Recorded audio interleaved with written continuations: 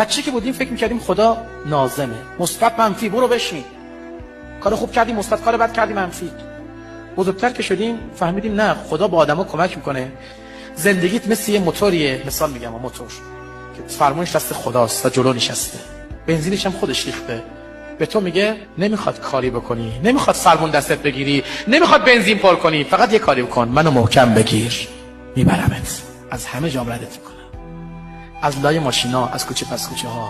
تو فقط چشاتو ببند. 25 سال پیش 8 سالم بود، دایی میخواست ما رو ببره جایی، من جا نشدم تو ماشین. گفت من موتور دارم، هیچ وقت دلم نمیره. من موتور میترسیدم، وحشت میکردم، برای اولین بار موتور سوار شدم. گفت نه ترس، به من اعتماد کن. وقتی سوار موتور شدی سرتو بچسبون رو پشتم، چشتم ببند، منو محکم بگیر. 10 دقیقه بعد چشتو باز کن. رسیدیم. من این کارو کردم. صداها رو میشنیدم وقتی که داشتیم میرفتیم، ولی جرأتی باز نکردم چشامو باز کنم.